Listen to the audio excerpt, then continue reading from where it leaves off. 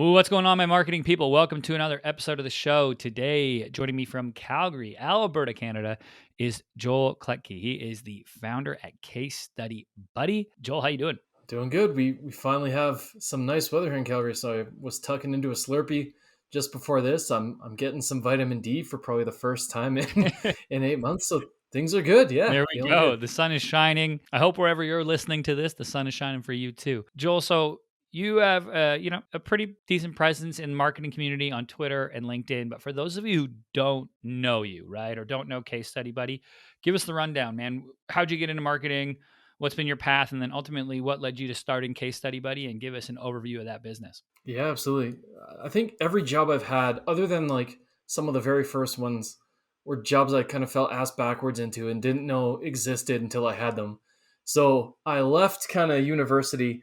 First of all, I went to university having no clue what I wanted to do with my life. I originally had a degree, or not a degree, but I enrolled in business school because I thought it's multi-versatile, and I majored in HR, which would have been like a disaster, and thankfully quickly changed in a year. So I left university knowing more about where I didn't want to be than where I did.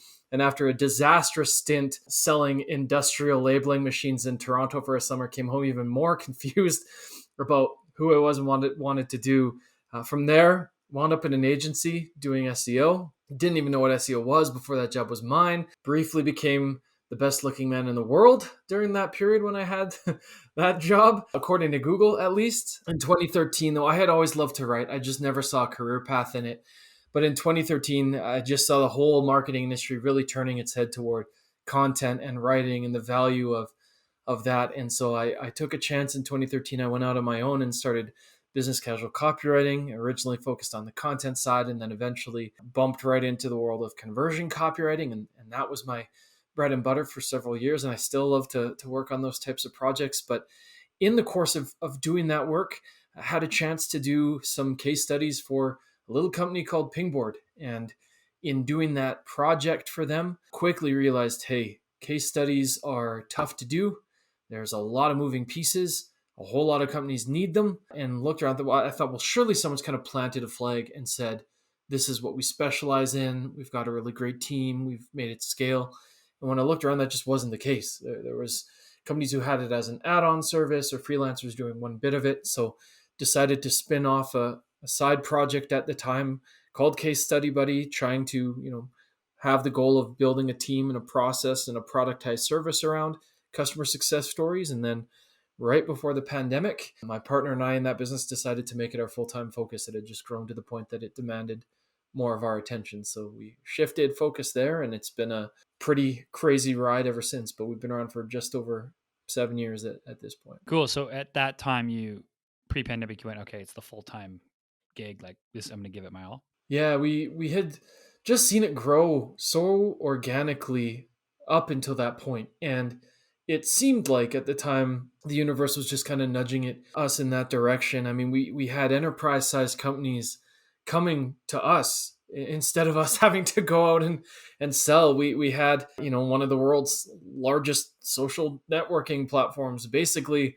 roll through our inbox, Just so casual, right? Casually come through and totally. Yeah, I mean, yeah, it freaks you out a little bit when Schmace book is under NDA, knocking on your door and saying, "Oh, we need some stories done." So it just seemed like the need was growing. We were getting good traction, and we wanted to see how far can we take this. What would this look like if we gave it our full-time attention, if we gave it some real effort. And there's been a lot of change, a lot of highs, a lot of lows. It took a lot for us to put our existing businesses on pause or wind them down. But we, at the time, it just seemed like, we've got to push this thing. We've got to see where this could go. Was there a certain dollar amount? Was it like, was it at a certain dollar amount where it gave you the confidence to say, goodbye maybe to some of those old clients or try to transition them over or, because I think a lot of times when people start, have an agency, whatever it may be, and there's 10 services being offered and then that one hits and you're like, whoa, this is the productized service I'm going to do. This is my process. But I still have clients that are buying, 3 other things I used to do that are super, now they're almost just like the Joel consulting projects. They're not actually part of the business, doesn't have the process to handle them. Then it takes some courage. So Was that like a 3-month process, 6-month process? Was that planned? Was it kind of like firing from the hip? Walk me through that. Yeah, I mean, Jen and I had been continuing to run our own business. So Jen ran an agency called Adapt Digital, largely focused on ads and some search. I was, doing business casual and consulting and writing. And I think it was less about a dollar amount and more. I think it was a combination of things. Number one, I think again we just saw this thing growing, and our own businesses were doing it. It took a lot. I mean, we both of us were clearing into the six figures from our businesses, so there's a lot of safety there. And I think part of the decision, I can only speak for myself, but part of the decision was kind of like, well, I can always go back. Like if this really flames out, I can always go back to the old standby. There's always money in the banana stand, right? But I think the trajectory of the business, like our first year was very much on the side, very very part-time. It was like, I think we did like 8,000 total in revenue, because it was just kind of not stealth mode, but kind of like taking this and whacking all the moles we could, like testing out the product, taking it to friends, charging like, 500 to 700 a pop for a story, all in for the entire process. So, pretty light. But the company basically went from, that $8,000 a year to, I think, again, off the side of our desks, like a $40,000 or $50,000 a year. And then there started to be bigger and bigger jumps. We started to say, okay, we went from 50 to 200. And then the big one was 200 to 800. And we really realized, like, okay, this needs more than we can give it off the side of our desks at this stage. And so we, that's top line revenue. It's not profit. I don't want to mislead people. But at that point, we just felt like there is a lot of traction here. The kinds of companies coming to us, the opportunity just seemed too big to ignore. So it was, not about finances necessarily. We actually knew of making the switch. Even when we made the switch, we would personally make less from that business than what we were currently doing. But we thought it had, I guess, higher upside. And I think, again, I can only speak for myself, but I in particular was really motivated by the whole adventure of, can I build something with a team? Can I build something bigger than myself? And again, there's days I feel like, yes, you can, and there's days I'm like, no, you can't. So it's been an adventure, but I think, yeah, we're attracted to it for different reasons. But it wasn't like we're like, well, we'll wait till this hits 500,000 and then it's a sure thing. It's never a sure thing. I think we just saw the opportunity and thought we had a bit of a safety net too. I love it. And it's that whole, like for me, I see that as at least in my business, can't speak for everybody, but it was trying to transition from, I always told people I had a business, but in reality, I was self-employed. I just created a job and I was doing a job and being paid for it, right? Creating content, whatever, for social, and then shifting more into like the productized service to go, oh, now it's a team. Now there's a process. Now my hands are off keys when it comes to the work. Oh, this is a way different challenge, and it's like exciting in its own way. And I'm very much like you, or some days I'm like, I should have the how to run a business for dummies book in front of me, Googling terms and stuff. But I love that, man. Now you're here, you're full-time, case study buddy. It's growing. I know there's one thing that you were super against and now you're doing. And I want to prime this because I think it leads to a bigger conversation, and that is cold outreach. So I want to frame this not as like, we'll talk a little bit how cold outreach is going, but really just more so about like, I guess marketers like in my own thing, like having a resistance to like things that I think are maybe like, I don't want to say like tacky or corny, but like cold outreach, I'm like, oh, but I know it's working. And I see you posting about it working. Can you just tell me like what sold you on it? I mean, first of all, because there's like 30 people a day messaging me trying to sell cold outreach. It seems to be the new thing. What sold you on it? Like, was it just having to give it a test run, whatever? And then I guess talk me through how that's gone so far. Yeah, I'll give you the brutally honest take too, because again, as with everything, there's been high highs and low lows on that front. So I was super against it. It was not because I'd only really seen it done poorly. Most of the cold outreach that hit my inbox, the success rate was very, very low. There'd been the odd copywriter who had reached out unannounced and done something really interesting or compelling that felt really personalized. And I went, okay, I can see, like I can see the potential there for you and for this. But most of it is like, terrible SEO outreach or terrible link building. You can spot a cold message a million miles away. And so it was just never something I wanted to do. And I always felt like this is gross. It's ugly. Most of it is bad. I think where I got more receptive to it was Case Study Buddy had grown to a point where, we had gotten to the point where we could no longer rely on like just our networks to drive business. And we had a team the size such that we couldn't rely on just incidentals and the odd thing here. We needed more of a marketing engine, a marketing and sales engine. And at the same time, we really just needed to get more people to know we exist. And there's lots of ways of coming at that. There's ads and so on and so forth. But we needed to reach a very specific type of person. And we looked at a lot of different things. But what sealed it for me is someone that I trust, John Henry Shirk. He made a personal recommendation. He said, hey, I trust these guys. They get really good results. I feel like they'd be a shoe-in for you to replicate your ideal client. If you're ever even thinking about it, you should give it a go. And he had told me that like 2 years prior. And so finally, as we're starting to make plans for, the marketing sales and realizing, hey, we really need to start getting some more traction to support the changes we've made and decisions we've made. I just thought, you know what? I'll just reach out. I'll just see I'll see what it's like. And I think I was still on the fence. I dropped them a line and said, hey, I'll be honest, I'm pretty reticent to do this, but you came highly recommended. Could we have a conversation about what this looks like for you? And so, chatted and I like their approach. I think that's the other thing that sold me is so much of outreach is so poorly done and so thoughtless and so templated. And the conversation I had with this partner was just very much more on what value can we offer? How can we make this interesting? How can we make this worth people's time?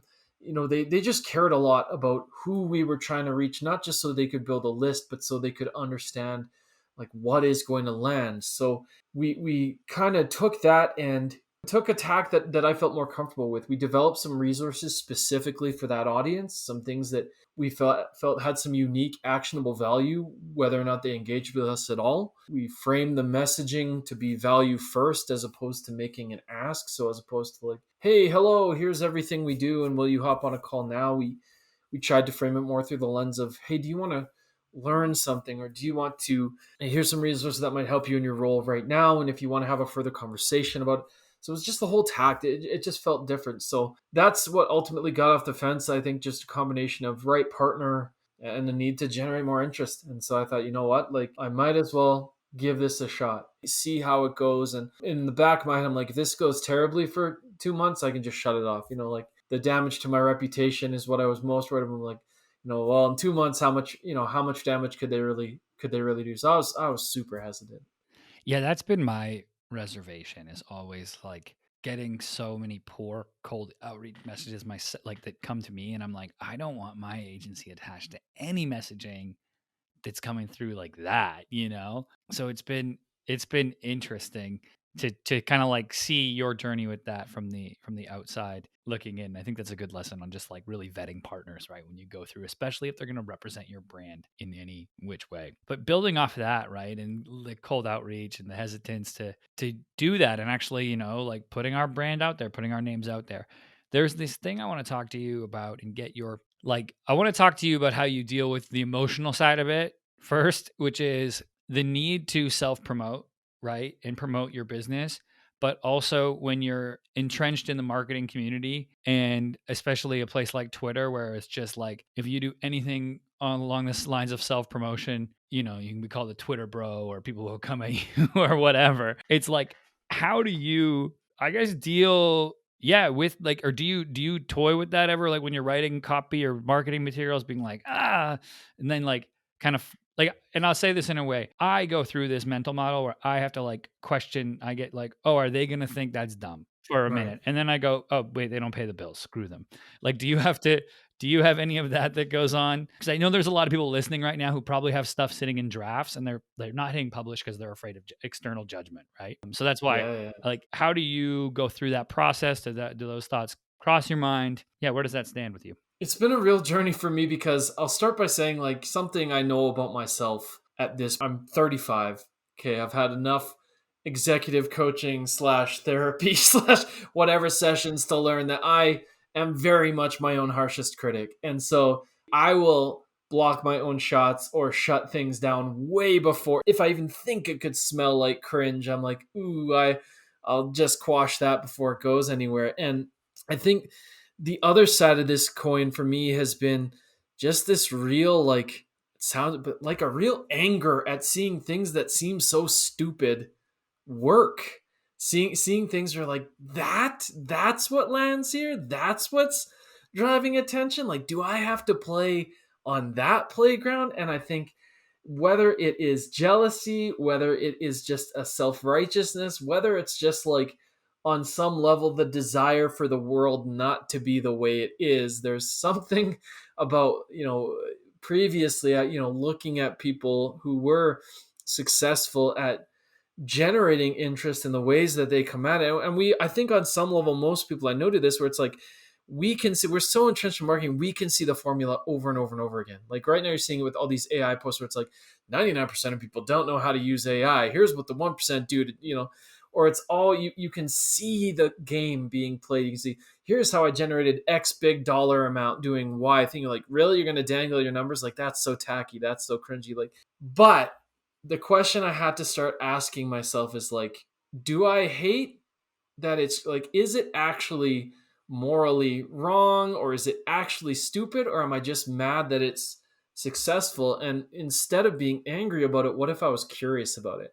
What if I approached it with a mindset of curiosity instead of contempt? And that changed a lot for me, because I think, kind of like you said, the realization that, even thinking back to cold, and I want to close the book on how that went a little later, but even thinking back to cold, part of it was just this real contempt for, like, how dare you enter my inbox unannounced, like, you sad little person. But then this kind of like compassion overtook me for cold too, where it's like, well, that's a person trying to make a living, pay the bills, however you want to see it. Like, yes, there is still this like spammy part you're reticent to. I understand it, but that was the first thing that changed, is I had to make a mindful choice to start looking at these things with curiosity instead of contempt, and the realization that, hey, I need to worry about paying the bills, not necessarily how I come across. And so now I will say I have deleted probably more posts than I've published. I have not published things out of fear of how it will be perceived for so long. But then when I stepped back and looked at my own content, and like looked at my own hits and my own whiffs, like what has done really well and what hasn't, I had to be honest in saying, even I'm surprised by some of the things that really hit here. Like the things I thought would be incredible and really land sometimes are crickets, and the things that I blasted out quickly in a moment of vulnerability or whatever, sometimes they go nuts. So I think coming to peace, a peace with the idea that, number one, there are no like moral victories in not doing things that work. Number two, you don't have to do things that don't represent who you are as a person. You can put your own spin on it. You don't have to, play the exact same game, but you are missing opportunities if you dismiss it outright to learn from what is That's the way successful. I think that's a great way of putting it, right? Of just like, you don't have to go up and swing the bat like Babe Ruth or whoever, but you need to get up to the plate. Like, you have to play. You can't be in the stands, right? So finding your own way to play the game, and like for myself in that, right? I've gone through the same, very similar, thought patterns, and being like, how dare that work, or this 23-year-old kid, like, just kind of like, yeah, some weird self righteousness around marketing. But then I caught myself and I said, okay. And you catch yourself maybe trying to make a post that's formatted like somebody else is or whatever. And it hit me a while ago where eventually I was like you, I'm like, I'm 35. Like, I've done some personal work and all these things. And like, no, my personal experiences are my personal experiences. They're validated through my own eyes. I can share them. Two, like, I stopped algorithm chasing, right? And it's like, the minute I stopped algorithm chasing and just like, if I have something that I find interesting or whatever, or I put it out. And like you said, sometimes it's like you're in a lineup at Starbucks, and that's, you tweet something out and that's the one that hits, versus the well-crafted post that you spend an hour, trying to figure out. So I love that. And I love this, like, yeah, that reflection and understanding, like, okay. There is a fine line, right? Like, I think the words crying CEO trigger something in all of us who saw it, right?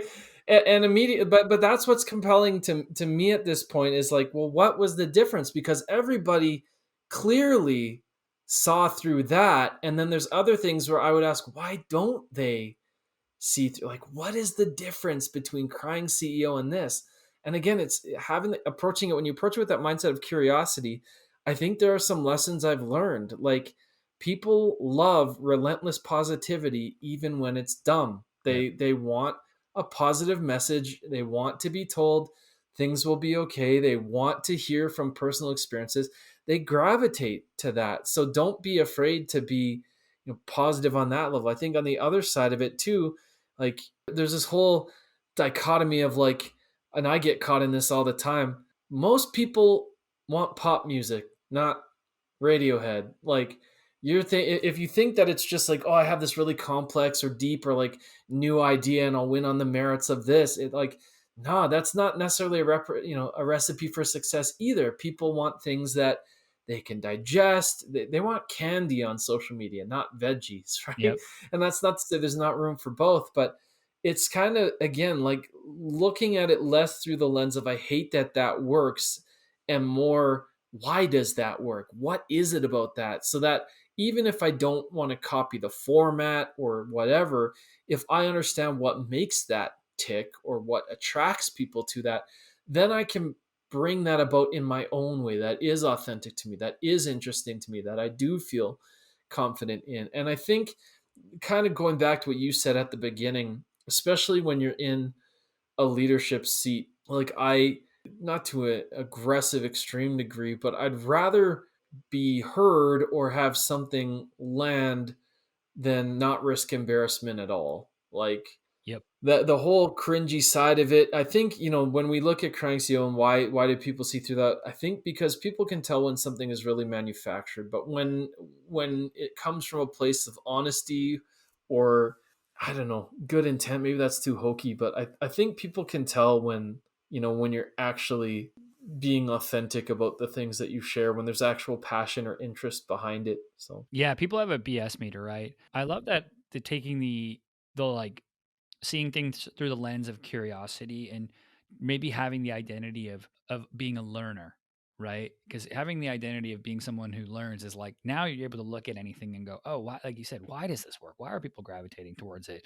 There's the overwhelming positivity that really works. And then there's also another side of social media, which is like people who are just mad that the sky's blue.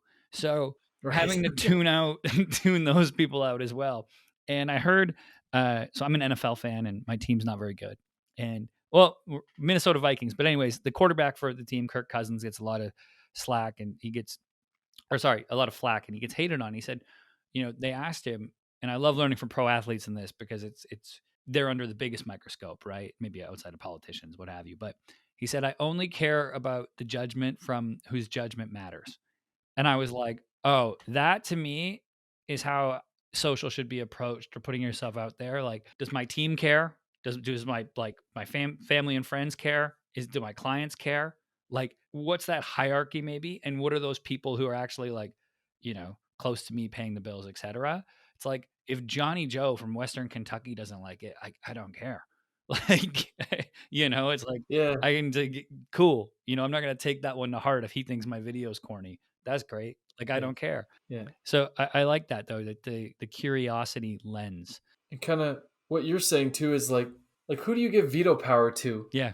in your life, and in what you express, right? And that's just it. Like, again, I come from the copywriting background. There are a lot of people running coaching programs and platforms, and again, there are people in the space that it would make me upset to see some of the ways that they came at it. But then you step back out and like it's not for me. Like, I'm not who they're selling to, and if it doesn't land for me, like, it'd be easy for me to get so like, look at this stupid thing they're doing, or how they're framing it, or like this isn't right. But it's like, well, for the audience they're trying to reach, that's landing. And again, it's easy whenever you get any modicum of success, right? I mean, you look at a guy like Dave Gerhardt spinning up his group, and no doubt in the early goings he got all kinds of, similarly to the pro athlete, all kinds of flack, where it's kind of almost like, how dare you succeed, how dare you think you're qualified to share this, how dare you charge for this and that amount, and so on and so forth. But like,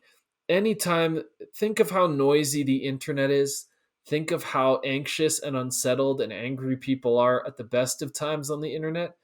And like at the end of the day, it's the old adage, but if you're not getting anybody rattling your chain, you're probably not making enough noise. You're probably not visible enough. So Yeah, it's this whole thing. I love Ramit Sethi says like, don't be vanilla. And he's right. like, and I love it because it's like the whole world wants you, and social media wants you to just like agree with the masses and really never ever have an opinion and just, you know, like things and say, yeah, screw you, Elon Musk, or whatever, right? And it's like, no, you're allowed to have an opinion. It's okay if you're polarizing on certain things. It's okay to, yeah, to believe in your own words and experiences. And like, I love what you said there. Like, who do you give veto power to? Do I give veto power to Greg 3461 who has an egg head you know, avatar on Twitter? Like what am I doing here? So that's uh I think that's a good approach, right? And just understanding that it's your feed and your messaging, and it's a wild time. There's a lady, Cody. She's a social media manager. I'm not sure if you're familiar, but she had a tweet yesterday, which was, for those of you who've worked in social for the last 15 years, like what's the biggest change you've seen, right? And it kind of took off, but it's really funny because everyone has said they're like, people just started getting meaner around like 2015. It was just like something happened where it turned into one upping and just trying to dunk on each other, just weirdness. Like, Like I remember, because now again, as we both established, 35. Like can you think back to when Facebook first launched and just the sheer vulnerability and like openness of it all, like a little status bar that said what's on your mind, and you pop lyrics in there based on how you're feeling, or like, oh, I'm just at the donut shop. Like these weren't battlegrounds at that point, and there was like an actual joy and genuine thrill to like connect with someone. Oh, I've got them on my Facebook, I've got them on my MySpace. It's like we went from this almost like, I think we've lost the connection part. Like we would look for people's updates and see what they're up to and so on and so forth. And we've kind of gone from that. I think it became more performative over time, where it's like, now look, I'm curating my life intentionally for this platform. And then, as you say, more argumentative, because at the end of the day, rage drives engagement, and so that's what it's going to get served up as. And I think, like, I don't know, we're also, the first early adopters of social are also entering our, like, 30s, yeah. 40s, where there's a lot more to be upset about with the world. And so we're just like we're a soft target for stuff that makes you mad. Yeah, it's interesting being one of those OG users. I think my first year of university was like the Facebook.com. And it was, Yeah.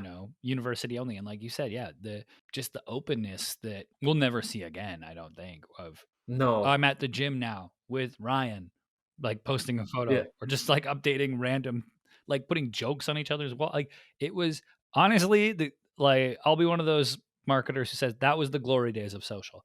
There were no, There's just like it an was great. innocence to it. Yeah. Yeah. And There was just like no, like nobody really, there wasn't this collective agenda. Not everyone was trying to be an influencer or have an audience.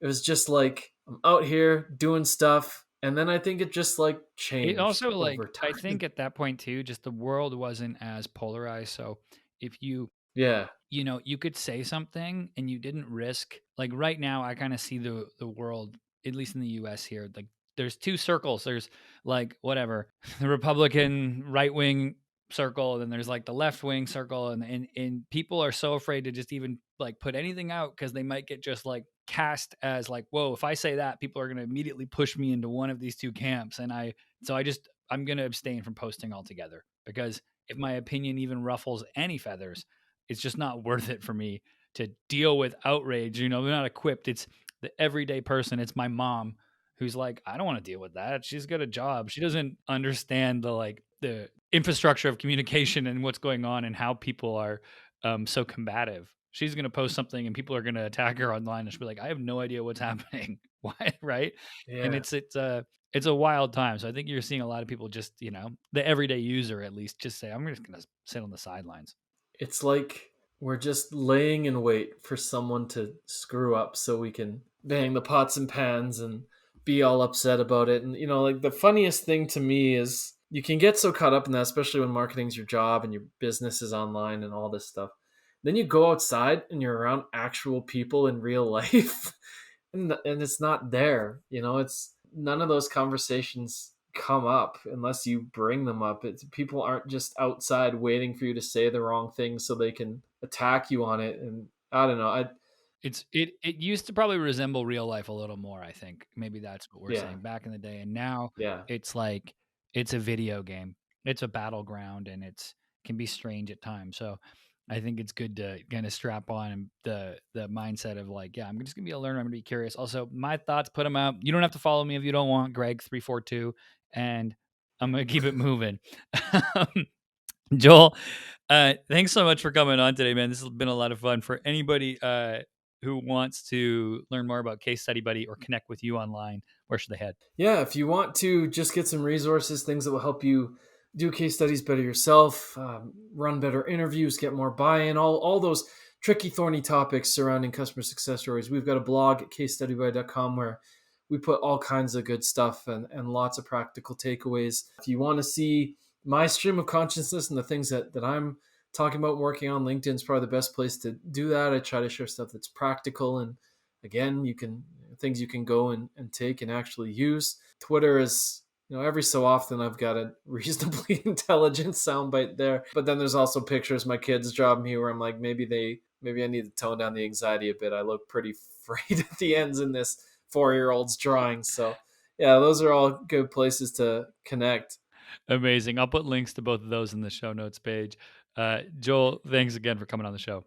Cheers. Thanks for having me. All righty. That's it for this episode, everybody. Until next time, I'm your host, Jordan Shelton.